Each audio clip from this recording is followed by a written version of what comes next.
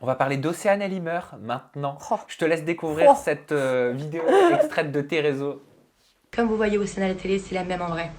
Elle va où il faut pas aller. La personne en question, ce n'est pas mon ex, non, c'est mon meilleur ami. Et pour moi, c'est bien plus que ça parce que c'est quelqu'un pour qui j'ai eu des sentiments. Quelqu'un avec qui ça se passe mal en ce moment et depuis quelques temps, on a du mal à communiquer. J'en ai parlé avec Océane. Elle m'a dit que soi-disant, elle allait m'aider. De lui parler, d'essayer de calmer les choses, de retrouver une amitié saine. Sauf que derrière, elle allait me faire des coups dans le dos. Coup de seum, je pense que comme tout le monde, j'ai pris un taxi, je suis arrivée dans la soirée, je l'ai attrapée par les cheveux et j'ai sorti de la soirée, elle et son copain. Voilà, donc ça c'est la vraie histoire. Oui, ça allait un peu loin, oui, j'ai pété les câbles. Elle a pris ses affaires et elle est partie dormir chez le mec en question. Voilà. Alors selon le blogueur Aquababe, il y aurait eu une soirée à Mykonos, tu en parles, entre Océane et toi, des garçons, dont un de tes ex également. Cette soirée aurait dégénéré car Océane aurait embrassé ton ex et une violente dispute aurait donc alors Alors éclaté déjà là, entre vous deux. pratiquement, la moitié est faux. Ok, et Déjà. ben alors dans ce cas, tu es là pour Ouais. réagir. La personne en question, c'était mon meilleur ami, mais un meilleur ami pour lequel j'étais amoureuse. Mais genre amoureuse folle, il le savait au fond, il y a eu des trucs entre nous. Un mois avant cette histoire, on s'était embrassés, on s'était dit, même s'il avait bu, je t'aime, je veux pas te perdre, machin. Moi, ça me donnait de l'espoir, d'accord? Je l'aimais, je sais que lui, c'est pas moi le problème. Moi, en vrai, je suis une fille top, j'ai pas de problème de trouver des garçons, juste que quand je kiffe un mec, je sais pas pourquoi je le kiffe, même si c'est pas un mec qui me mérite, je le kiffe lui, c'est comme ça. J'étais amoureuse de ce garçon, d'accord? Océane. Je suis à Mykonos avec mon cousin. Mon cousin, d'ailleurs, ils ont dit que c'était pas mon cousin, je peux donner nom de famille, message, c'était bien mon cousin.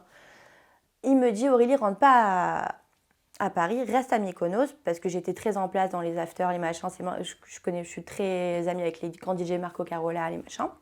S'il te plaît, cousine, reste, on a besoin de toi. Je te prends la chambre de rêve, ramène une copine à toi un peu belle.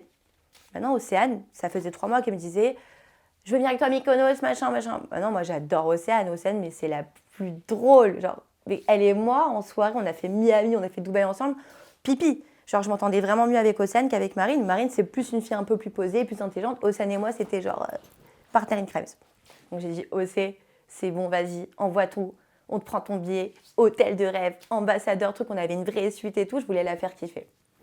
À la fin, bon, elle a pris son billet, c'est vrai, parce que du coup, elle n'avait pas voulu attendre que mon cousin lui prenne, mais il allait lui prendre. Elle vient, elle se plaint, ouais, mais je paye mon billet de train et tatati. Vas-y, c'est quoi, j'aime pas une c'est pas une rabiette, je vais pas me parler d'elle. Oublie tout ça. Elle arrive dans la chambre et je lui raconte un peu, du coup, avec cette personne, comment ça se passe. Elle me dit, Aurélie, je t'ai jamais vue amoureuse comme ça. J'étais en bad. Je lui dis, Océane, faut que tu m'aides, faut que tu ailles lui parler. Elle me dit, ouais, t'inquiète et tout. Là, je vais tout vous raconter, vous allez être choqués. Mais vraiment, parce qu'il y a eu beaucoup de choses qui n'ont pas été dites. On est là, machin, donc super. Maintenant, Océane, j'avais déjà présenté Océane à cette personne en question, 6 mois avant, et je lui avais dit, je peux venir avec elle, parce que je devais partir avec lui à Mykonos à la base. Il m'avait dit, ah non, pas du tout, trop michto, trop relou. Cette personne en question m'avait dit ça. Donc du coup, moi, j'ai pris ma chambre avec Océane, sachant qu'on ne pouvait pas aller avec eux. Maintenant, moi, j'avais pas du tout peur d'Océane, sachant que cette personne-là me disait que oh, laisse tomber, flemme, il voulait même pas faire une soirée avec elle. Je l'amène, truc machin, on était un peu en froid lui et moi, je suis bon, vas-y, fais genre, on est copines avec lui, tout comme ça, il nous invite avec eux dans les soirées, machin, je veux que être avec lui, il me manque et tout. Va lui parler et tout, fais-lui genre que je l'ai oublié, fais-lui genre que je le kiffe plus, tata.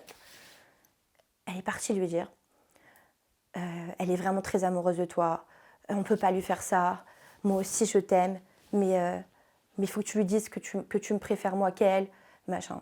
Maintenant, ça fait 24 heures. Elle est partie dire à des copines à moi, si j'avais pas eu un truc aussi fort avec lui, j'aurais pas fait ça, Aurélie. Chérie, tu l'as connu 24 heures dans ta vie, tu l'as vu 1 heure dans ta vie, et les 20 minutes où je vous ai laissé tout seul, c'est le moment où tu t'es barré de la table de mon cousin, que je t'ai dit, attends, on y va dans une demi-heure, pour faire genre que tu fais rentrer tes potes, que je prends de l'oseille à mon cousin, à Mykonos, c'est très compliqué, il faut 10 personnes, pas plus, sinon il faut payer et tout. Mon cousin, bon, il a de l'argent, il m'a dit, s'il te plaît, cousin et tout, envoie 1000 balles. Je sors avec 1000 balles, je vois ses copains, je me dis, elle est où Océane?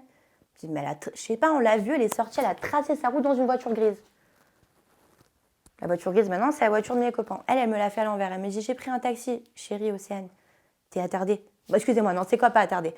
T'es un peu à l'ouest, d'accord? T'es un peu à l'ouest, tu sais même pas gérer, c'est moi qui gère tout, tu sais très bien les taxis, les chauffeurs, tu sais pas les afters, c'est Mykonos, c'est les localisations, va trouver. Toi, t'as pris un taxi tout seul, Océane. Je fais genre, je la crois, ouais, ok, t'inquiète. Je reste un peu avec mon cousin parce que par respect. Et j'arrive à la soirée. Ah, mais... Et du coup, ils m'attendent pour rentrer parce que c'était moi qui les ai mis sur liste. Donc, blata. Ah, Aurélie, on t'attendait. Elle est dans la voiture de ces personnes-là en question. Je la regarde, je fais... L'autre, il me regarde, il me fait calme-toi, Aurélie, comme toi. Je prends sur moi. Après, genre, moi, il y avait Guy Gerber, c'est un DJ très connu, qui m'avait invité à venir à Marco Carola. Bon, c'est des noms de DJ très connus. Il y avait une guest list et j'avais pas été pour rester avec eux. Je vois que j'arrive dans la soirée, qu'ils sont proches et tout. Je fais, tu sais quoi, je vais aller me faire ma soirée en solo avec les gros DJ, je vais les laisser. Je pars 1 heure. Je reçois sur des trucs de télé-réalité, mais c'est ça qui m'a choquée en plus. Trucs de télé-réalité sur les réseaux. Océane Elimer a de nouveau en couple à Mykonos. Et là, je vois le mec en question, l'amour de ma vie que je lui ai dit, parle-lui, vas-y, fais-lui la vente et tout, en train de le pécho. Oh, crise d'angoisse, je sors, je prends un taxi. Maintenant, les taxis, il n'y avait pas et tout. Je fais, je te paye 100 balles, vas-y, amène-moi et tout. Genre, j'ai fait la folle.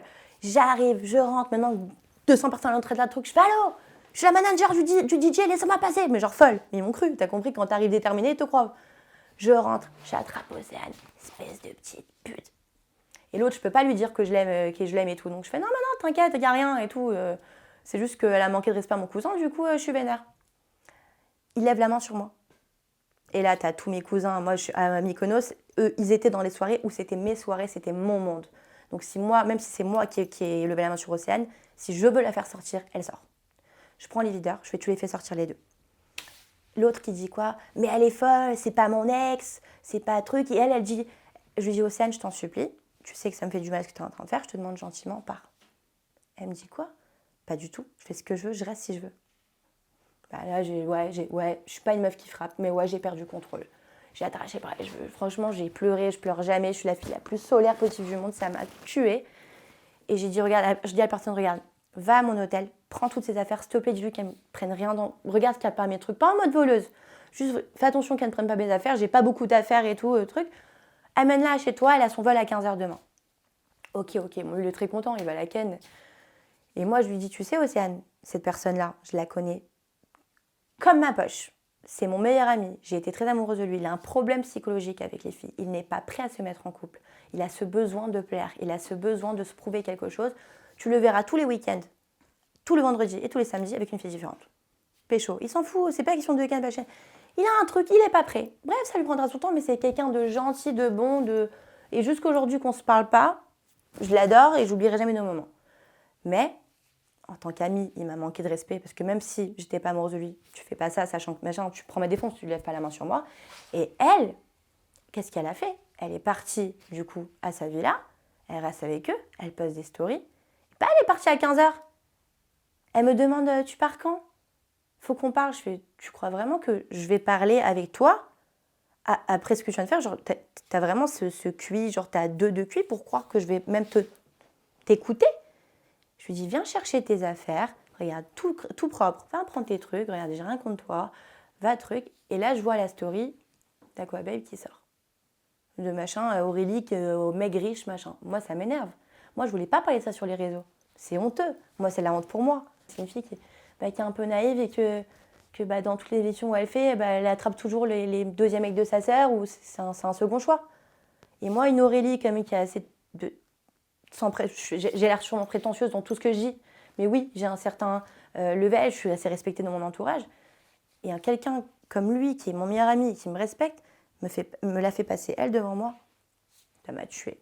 Mon ego, dans ma tête. J'ai pris mon billet d'avion, je suis rentrée 3 jours après. Ça m'a niqué mes vacances. Vous en êtes où aujourd'hui? Lui, je lui parle plus.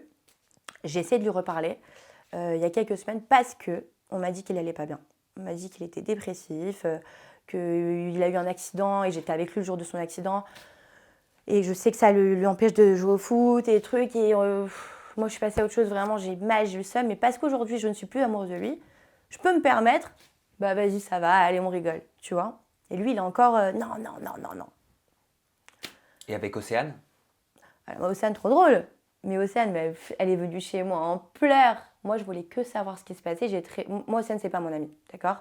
C'est ma copine, c'est quoi? De Dubaï, Miami, on a rigolé, mais c'est ma copine de télé-réalité. C'est ma copine de story, on a fait quelques soirées ensemble, on a rigolé Miami, mais pour moi... Copine de story? Tu sais, copines dans les stories, machin, on fait des photos, on a fait des voyages ensemble, on vivait ensemble à Dubaï, on vivait ensemble à Miami. Mais c'est pas une copine avec qui je vais aller boire un café et je vais lui raconter mes problèmes. C'est pas une fille en qui j'ai confiance. Donc c'est une copine, c'est pas une amie. Je sais pas si tu vois ce que je veux dire. Donc en vrai, j'ai pas été touchée par ce qu'elle m'a fait, j'ai été touchée par ce que lui il m'a fait. Et qu'elle, elle ait pu oser m'instaurer ça dans des vacances où moi l'invite, je lui inclus dans ma vie, dans ma famille.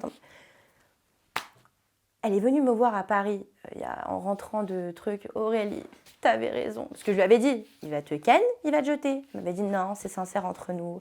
Il faut que tu comprennes qu'il me kiffe moi et pas toi. Il faut que tu te mettes à l'idée qu'il t'a jamais aimé, Aurélie. Je la regarde, je lui dis ok, Océane, d'accord, on en reparle. Un mois après, t'avais raison, Aurélie. Il est pas sérieux avec moi. Et maintenant, lui, dès qu'il la voit, petit message, machin, elle est à Paris, bon bah il va la 2-3 fois, tu vois. Et à chaque fois, il la base. Et là, elle est en pleurs. Là, elle est encore amoureuse de lui, elle est en pleurs. Il y a une semaine, elle était là à Paris. Je l'ai croisée au Rasputin. Elle est partie dire à ses copines, qui malheureusement sont mes copines beaucoup plus proches à moi qu'à elle. Elle se confie à elle, sauf que moi, elles me disent tout. Et elle m'a dit, elle est amoureuse, elle est en bad, elle est en pleurs, il lui fait la misère. Et je le savais, il m'a fait la misère moi aussi. Et cette personne-là, il est offensif pour toutes les femmes, ne l'approchez pas pour l'instant. La prod des Marseillais a jamais essayé de te caster? Non. Je suis choquée parce que j'aurais été vraiment une queen. Même pas le reste du monde? Rien. Et je connais très bien Ben et tout, il m'a jamais proposé. Pour quelle raison? Bah je sais pas. Mais après, j'ai pas non plus... Comme c'est mon ami et qu'on se squatta dans les soirées et tout, je vais pas dire Ben Marseillais. Je lui ai envoyé un petit pic une fois, il n'a pas réagi. Pour moi, c'est fini, genre je vais pas aller... J'ai fait une première émission merdique, les prods m'ont vu, elles n'ont pas confiance en moi, je peux comprendre. Mais après, c'était vraiment par mon entourage, par le fait que les caméras... Aujourd'hui, c'est fini. Déjà, j'ai gagné une confiance en moi, j'ai vu ce que c'était de me voir à la télé. Je suis plus la même personne. C'est vrai que ton ex, c'est Kevin Gage? Pas Kevin, Alan Gage? Non. Kevin Gage? Non, alors Kevin, il y a 6 ans, genre j'avais 20 ans, il était venu à Tel Aviv. Il m'avait dit Aurélie et tout, sors-le. Il sortait pas avec Carla, hein, c'était les débuts de Carla, machin. Je ne savais pas qui était Carla, qui était Kevin à télé-réalité. J'étais en Israël. Il n'était pas avec Carla donc? Il n'était plus avec elle, un truc comme ça. Il la connaissait déjà? Oui, mais ça j'ai su après. On a eu un vrai truc, il m'a dit Aurélie, je te fais venir à Marseille. Il m'a fait venir à Marseille, on a fait Shabbat chez sa famille, ta. Et puis d'un coup, il a tourné. Bon, après, on s'entendait pas bien. J'étais un peu plus timide à l'époque. J'étais très introvertie, je n'osais pas trop parler. Je ne savais pas comment être avec lui. Je sais pas, j'étais pas. Même moi, un mec, il aurait réagi comment moi j'ai réagi avec Kevin, je l'aurais basé direct. C'est trop bizarre. J'étais mal à l'aise et puis j'ai entendu qu'il y avait une Carla. Et puis j'ai demandé à Kevin pas de story avec moi. Je voulais pas être dans ce monde-là. Et j'ai eu 500 appels des followers, les trucs, les Marseillais. Et qui te disaient quoi? Qui me disait ouais t'es avec Kevin Gage, moi je répondais pas et il y a eu Pourquoi, Alizée qui m'a contactée pour les Marseillais à ce moment-là. C'est la casteuse. Alizée la casteuse et puis à la fin elle avait dit c'est compliqué parce qu'elle n'est pas marseillaise et puis moi j'étais pas vraiment chaude de le faire à ce moment-là. Puis après j'ai basé et de ça tous les ans j'avais casting, proposition, les princes de l'amour prétendantes donc jamais et la villa du cœur brisé donc jamais et un jour ils m'ont dit 10 couples. Là je dis je suis à la même position que tout le monde, c'est un jeu stratégie, c'est un voyage, c'est 2 mois ce truc. Tu sais quoi? Je prends je peux dire couilles? Je prends mes couilles et j'y vais. Et je l'ai fait très dur, mais aujourd'hui, je sais pas. Le mal, des fois, apporte le bien. Je sais pas, genre, ça a fait un truc, j'ai pas kiffé la diffusion, j'ai pas kiffé ma personne. Mais aujourd'hui, je suis quelqu'un de différent et je me sens bien et je suis contente d'avoir fait ça. Mais tu penses que c'était un moyen de te faire venir dans les Marseillais pour créer une histoire ou que Carla découvre qu'il avait rencontré une autre jeune femme? Non, je pense qu'à l'époque où ils m'ont proposé, j'étais vraiment en mode on allait peut-être commencer quelque chose avec Kevin et ça s'est très vite terminé parce que ça se passait pas mal. On s'est vu vraiment en Israël 1 semaine, Marseille 1 semaine. Ça a duré 2 semaines le truc. On se parlait pendant 1 mois, c'était pas du tout sérieux. Ça aurait pu être quelque chose si on était cool, mais après lui il était clairement encore amoureux d'elle. Moi j'étais au courant de rien, je connaissais pas son histoire. C'était pas du tout sérieux. Donc je peux pas considérer Kevin comme un ex, mais je me rappelle que quand j'étais à Marseille avec Kevin, j'avais rencontré Alan, tout ça, et Alan c'était mon petit. Tu vois, genre, c'est Alan, je m'entendais bien avec lui. Donc quand je l'ai vu dans les 10 couples, je fais Alan, trop bien. Et je me suis dit, si je dois faire un couple avec quelqu'un ici, quelqu'un de confiance, c'est Alan. Si je dois faire un couple? Donc genre tu prévoyais de faire un couple? C'est pas ça, c'est que honnêtement, il n'y avait aucun garçon qui m'ont plu. Donc Alan, je vois dans 10 couples, je suis content, je me dis c'est la famille, je suis soulagée, c'est vraiment un mec bienveillant, gentil. Je me dis, je me croche à lui et à Kéline. C'était 2 petits piliers pour te sortir de ces gens malades mentales, combat de coq tout le temps. Anto. Et Enfin, ils ne le sont pas, mais c'est manteau si tu voulais dire ça. non, en fait, il n'y a pas de kiff dans la télé, dans les tournages. Des gens sont prêts à tout pour parler, pour les... Non, non. Moi, je voulais vraiment partir en vacances, faire un kiff et puis faire des sous. En parlant d'Alan, Ouais. faut que je te montre une vidéo, un extrait vidéo, tu peux réagir après, Ouais, regarde. ouais. Et enfin, dernière question de DM, sors le nom de la meuf la plus sexy avec qui t'as couché. Bon, je suis là, du coup, t'as pas besoin déjà. Ouais, Aurélie, Laquelle? Il y en a plusieurs. Bah Je oui. t'ai dit. Ah oui? 10 couples. Ah, il ose même pas dire, dit Aurélie écoute, des à moi, il dix dit, il est comme ça, il est gêné. Ok, alors, déjà, sexy, bah, très gentil. Par contre, Alan, quand j'ai vu cette vidéo, et je lui ai envoyé en plus il y a 2 jours, parce que du coup, comme je sais que j'allais te voir, j'ai vu ça. Je dis non, mais il a quand même pas osé. Déjà, quand on était dans un couple mytho, après, t'as compris, bon, il y a un moment, on se kiffait un peu, mais c'était trop bizarre. Genre, c'était bizarre, genre. C'était à peine si on se smaquait off caméra, j'étais dans ma chambre, dans sa chambre, on se voyait plus, genre. Il t'ose dire que t'as couché avec moi? Mais t'es mon petit frère, t'as 20 ans, chérie, j'en ai 27 ans. Donc c'est faux. Mais c'est faux! C'est faux, et j'ai envoyé un message, je vous montre les screenshots. Je lui ai Qu'est-ce dit, qu'il t'a t'es sérieux? répondu? Il m'a pas répondu, il m'a mis une vue. T'as quand même pas osé dire que t'as couché avec moi. Attends, j'ai couché avec très peu de mecs dans ma vie. Les gens qui me connaissent le savent. Et comme vous voyez dans les émissions, je suis pas une meuf à mec. Il faut vraiment que je sois stimulée psychologiquement pour kiffer un mec. Si je kiffe le mec, je couche avec lui. Et t'étais stimulée par Julien Bert? Eh ben alors, tu veux savoir, Julien Bert, de tous les mecs de télé-réalité, c'est le seul que j'ai vraiment kiffé. Pourquoi? Et on a eu une relation très brève. Mais c'était quand? Un truc, j'avais pas fait de télé, c'était truc, on s'est vraiment, il n'y a pas eu de relation juste, moi je l'avais kiffé grave, il était venu à Tel Aviv pour faire ses trucs de shampoing avec un copain, et il y a un copain qui m'a dit Aurélie, s'il te plaît, sors-le. On a dîné ensemble, c'est le mec le plus drôle, autodérision, sympathique, il a un petit accent, je sais pas, il est trop cool, et c'est pas ma cam physiquement non plus. Il est très beau, encore une fois, c'est pas ma cam, mais j'avais trop kiffé sur lui, on s'était revus à Paris, j'étais fan de lui. Bon, il m'avait dit, vas-y, viens dans Les Princes et tout. Mais je peux pas, j'ai peur de faire la télé. Vas-y, si je viens pour toi en vrai, bah vu qu'on se kiffe vraiment, vas-y, ça va le faire. Je lui dis, d'accord, fais-moi rentrer. Je fais le casting et j'arrive au casting. Je sais pas pourquoi, j'ai changé dans ma vie à un moment où j'étais très introvertie et timide. J'arrive au casting et j'arrivais pas à parler. Ça va. J'ai raté mon casting. Bref, j'ai dit, bon, bah Julien, je crois que j'ai raté mon casting. Essaie de ton côté. Quand je te vois comme ça, je pourrais pas t'imaginer rater ton casting. J'ai hein. changé parce que j'ai pris confiance en moi. Ah, ok. Parce que j'ai gagné des sous, parce que j'ai maigri, parce que j'ai... Dans la vie, vraiment, l'argent, ça te donne confiance en toi. Et c'est une vérité. En tout cas pour toi. Non, c'est pas l'argent que tu as gagné de l'argent comme ça. J'ai travaillé, j'ai fait des projets, j'ai gagné des sous. Et aujourd'hui, je me sens confiante de me dire que j'ai réussi à créer quelque chose et à générer quelque chose de moi-même qui m'a rapporté des sous. Mais je vais t'en parler de Vous voyez tes ce que je veux projets. dire? Voilà, donc tout ça pour te dire que donc, Julien, c'est un des seuls mecs que j'avais trop kiffé. Mais son humour et son autodérision est juste exceptionnel. Il faut savoir que quelqu'un qui a de l'humour comme ça, c'est quelqu'un de très intelligent. J'ai pas eu le temps de trop passer de temps avec lui, puis j'ai vu que dans Les Princes, du coup, ils m'ont pas contacté, et il y a eu la relation Ilona, et depuis, je ne l'ai plus jamais reparlé. Plus de nouvelles, je ne sais pas ce qu'il devient, je crois qu'il s'est marié, pas marié. Non, mais non, ils se sont j'ai séparés un avec Ilona. souvenir. Ah d'accord, c'est séparé. Ah bah. Julien, t'es toujours dispo Non, vraiment, voilà. C'est le seul souvenir que j'ai de tous les mecs de TRT que je connais. Julien Bert, c'était un des seuls que j'avais eu un vrai petit coup de cœur pour lui. Officiel. Genre, smart. Et Kéline, comment tu l'as rencontrée? Tu disais tout à l'heure que c'était ta meilleure amie. J'imagine Oui, que c'est tu as ma vu son sœur. passage sur TPMP aux côtés de Thierry Oui, bien Hanouna, sûr. dans lequel elle communiquait sur son mal-être qu'elle avait vécu Bien sûr. en tournant dans la télé-réalité. Vous en parliez toutes les deux? Oui. Alors déjà, je trouve qu'elle a, et je l'ai appelée tout de suite après, je lui ai dit, Kéline, tu es une star. Elle devrait être sur Forbes. Ça veut dire que la manière dont elle s'exprimait était tellement classe. Elle a tout dit. Alors, il y a des choses avec lesquelles je ne suis pas d'accord. Par exemple, je lui ai dit, Kéline, qu'est-ce que tu racontes quand tu dis qu'il faut être célibataire, genre c'est un truc de fou. Mais c'est normal. Tu rentres dans Les Princes de l'amour, il faut être célibataire. Après, quand tu dis on te force, non, Kéline, on ne te force pas. On te fait comprendre que. Et il est vrai que dans un programme aujourd'hui, si tu ne sers à rien et que tu ne trucs, et nous on le sait et tu le sais mieux que moi, on va te faire sortir d'une manière ou d'une autre parce que tu ne veux pas truc. Donc oui, ça s'appelle la télé-réalité. Elle est au courant, on est au courant. Donc c'est deux choses sur lesquelles je ne suis pas d'accord. Après toutes les histoires qu'il y a eu autour, bref, le fait qu'elle ait voulu arrêter la télé-réalité, c'est un très bon choix. Aujourd'hui, elle est arrivée à un nombre de followers qui peut lui permettre de faire gagner sa vie à vie. Elle a monté des entreprises, c'est une fille très intelligente, elle ne dort pas debout, c'est pour ça que c'est ma copine. Kéline, elle a que 22 ans. J'ai 28 ans, j'ai une grande expérience de vie. C'est la seule fille avec qui j'arrive à avoir des conversations très sérieuses business. Je lui demande des conseils business sur mes affaires, tellement que Kenny, c'est une fille intelligente. Je l'adore. C'est une star. Et ce qu'elle a dit, c'est vrai. Qu'elle se sorte, son copain d'ailleurs, je me lance des fleurs, mais c'est moi qui l'ai présenté.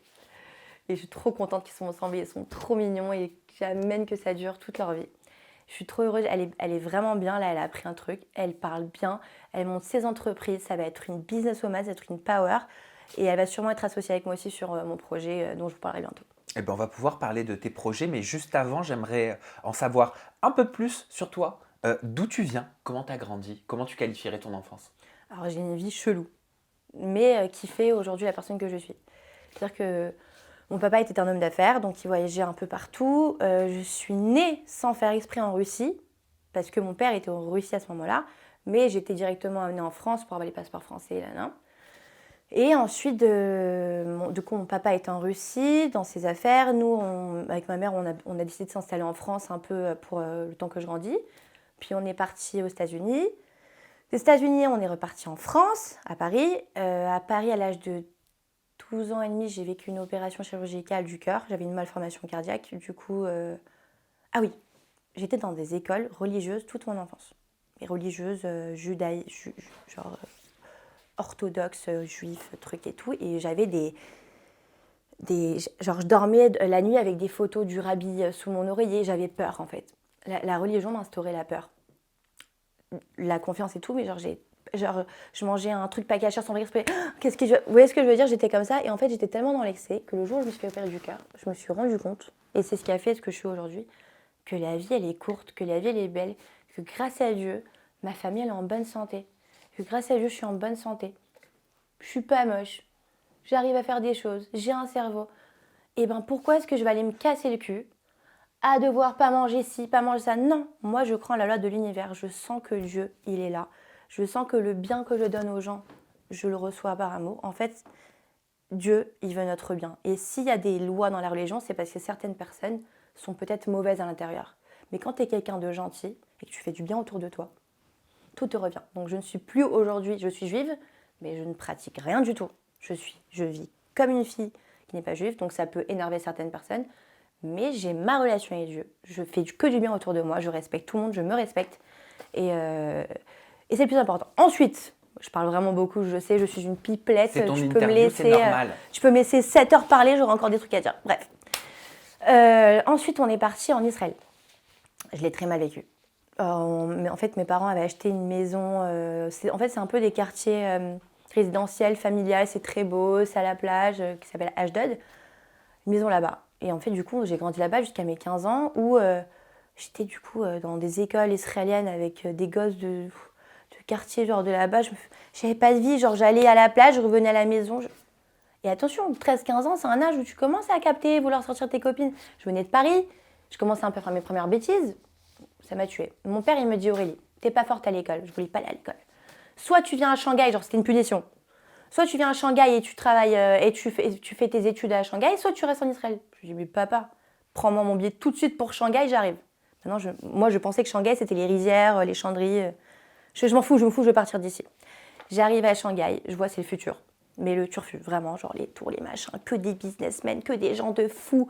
Et moi, je parlais anglais, mais je parlais anglais de l'école. J'ai appris l'anglais sur le terrain. Je tombe amoureuse. Enfin bref, je sors un peu, j'avais 15 ans. Mais j'avais l'air déjà plus mature. Mon grand frère vivait à Hong Kong. Il me sortait un peu dans les soirées, il me présentait des gens, je rencontrais des gens de malades. Mon père, du coup, a fait en sorte que je rentre à l'université. J'ai pas fait mon bac, du coup. Direct. Donc j'ai fait une business school et languages où j'ai appris le chinois, le mandarin, et business school, marketing, tout ça, les bases. Et j'ai fait cette école-là en anglais, alors que mon anglais était déjà bof. Donc j'ai appris le chinois de l'anglais. Ok. Bah, c'était un truc de ouf. Mais j'ai réussi à la fin. Aujourd'hui, je parle anglais fluent, limite mieux que français. Et puis j'ai fait des contacts de fou. J'ai vécu les 8 plus belles années de ma vie.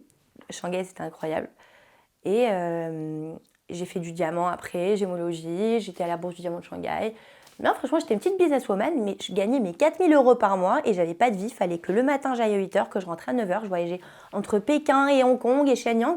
Et je voyais des Chinois, des businessmen tous les jours à leur vendre des diamants. Puis j'avais pas de vie.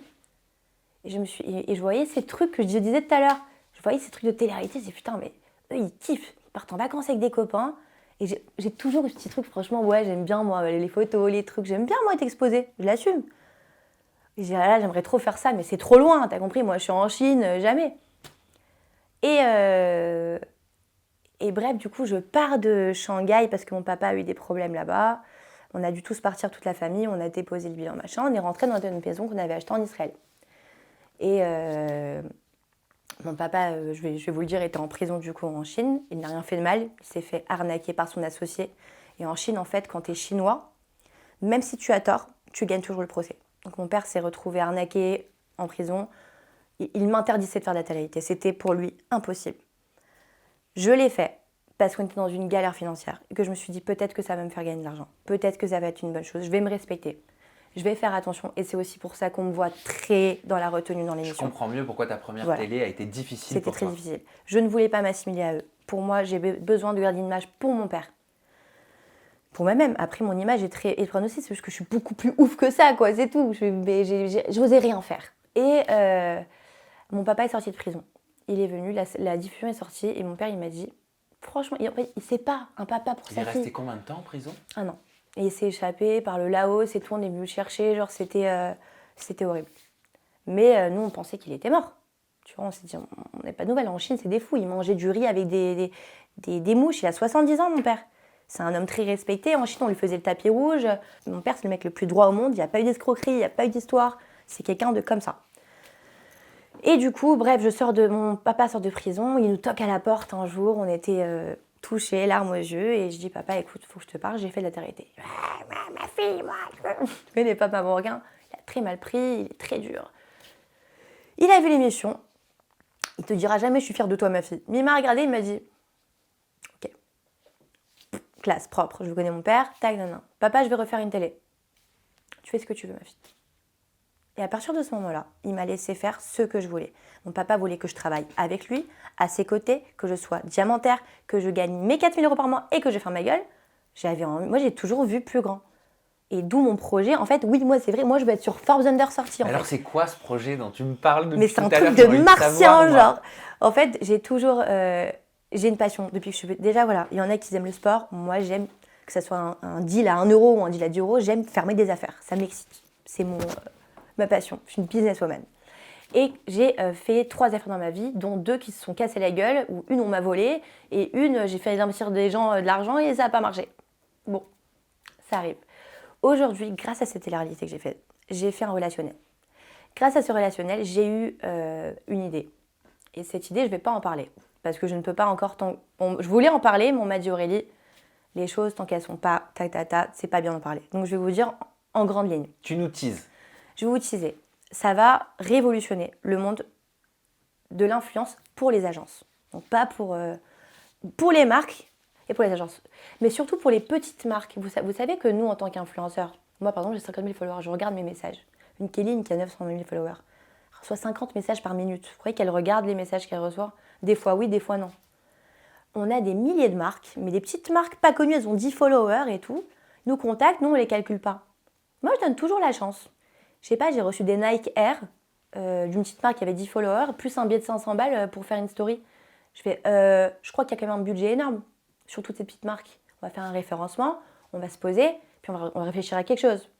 Donc là, je peux donner plus de détails. J'ai créé aujourd'hui avec mes développeurs un algorithme qui permet de calculer le taux d'engagement d'un influenceur en temps réel. Parce qu'aujourd'hui, on a un problème aussi sur Instagram. Donc plus de place pour le mensonge, plus de place pour le faux. Mais c'est surtout, je suis du côté des marques. Moi, j'en ai marre que mes potes, c'est des marques, je les renvoie chez une influenceuse et qu'ils leur font 2 ventes. Et que moi, avec mes 50 000 followers, je leur fais une story, je leur fais 10 ventes. Pourquoi? Tu vois ce que je veux dire? Et qu'elle leur demande des 1000 balles. Oh oui, il y a des influenceuses très célèbres à des millions d'abonnés qui apparemment galèrent à vendre. Donc, pour ces personnes-là, effectivement, ça va être relou.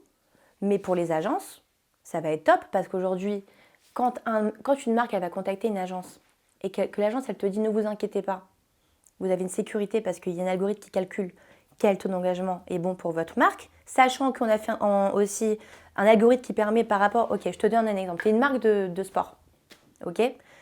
Tous les influenceurs qui sont branchés sport, je te dirais par exemple une Océane qui fait beaucoup de sport, qui fait des trucs, des machins, bam, elle sort en suggestion. Tu as une marque, je te donne un exemple, 100 euros d'investissement. Tu cherches un influenceur dans ce domaine-là qui va faire, qui fasse un post. Maintenant, toi, tu peux payer que 100 euros. Il n'y a personne à ce prix-là. Par contre, tu peux faire une demande de négociation. Et si le produit intéresse l'influenceur, on peut matcher. Je ne vais pas dire avec qui encore, tant que c'est pas signé. J'ai une agence qui va travailler avec moi, une grosse agence. Et cette agence-là, en fait, paye des salariés tous les mois pour s'occuper des mails, des machins.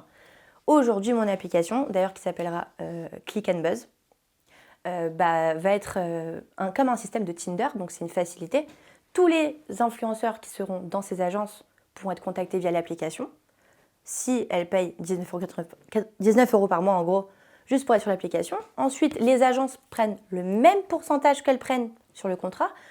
Et moi, je suis réglée autrement. C'est pas votre problème. Ça a été développé par les meilleurs développeurs. J'ai pris le top du top. Parce que bon, mon fils à moi, il vole. Et du coup, c'est l'équipe de Scovember qui va s'occuper de l'application. Donc, je suis en détente. C'est celui qui s'occupe de l'algorithme. On est en train d'avoir des accords avec Snap, etc. pour rentrer sur de l'engagement. Je vous en ai déjà dit beaucoup, je crois. Mais non, il y a encore plein de trucs que je ne vous ai pas dit, donc détente. Et tu viendras nous l'expliquer quand ça sortira. Ça sortira très bientôt, on est sur le développement. J'étais à Dubaï hier, aller-retour 24 heures. D'ailleurs, mes followers m'ont demandé pourquoi 24 heures. J'ai été voir mon investisseur potentiel. J'ai eu plusieurs investisseurs potentiels. Beaucoup qui te disent oui, mais quand il faut virer de l'oseille, il peut répondre plus au téléphone. Donc là, j'ai été voir quelqu'un de très puissant qui sera là dans le backup. Et j'ai parlé aussi avec Omer Adam, qui est un chanteur très connu israélien, qui va s'occuper de la partie Israël de cette application. Donc je pense que ça va être un truc énorme. Law of Attraction, je suis sûre que ça va être un truc énorme. Et je serai, là j'ai 27, dans 2 ans, Sam, je suis dans Forbes Under 30. Et t'inquiète, ce sera mon ref, je te mettrai sur la photo. Eh ben écoute, je te le souhaite Aurélie Assouline. Merci pour cette interview. Bah dis donc, elle était quand même assez musclée. Hein. T'as kiffé ? Tu n'as pas la langue dans ta poche. Tu veux une banane avant de partir ? Oui. veux la courgette non, tu peux mettre ta couronne si tu veux. Tu veux que je te la prête ? Tu veux sentir roi 10 minutes genre ? Vas-y, mais fais-toi plaisir. Mais 10 minutes. Hein. Allez, 10 minutes. Gratuit parce que c'est le toi. temps d'annoncer tes réseaux sociaux. Alors ton compte Instagram, c'est Aurélie Assouline. En fait, il n'y a que le compte Instagram. Ouais, je sais. Si vous voulez que je fasse un TikTok et tout, franchement, si vous me le demandez, que vous me payez... Tu le feras. 1 million. 1 million. Non, elle plaisante, bien sûr.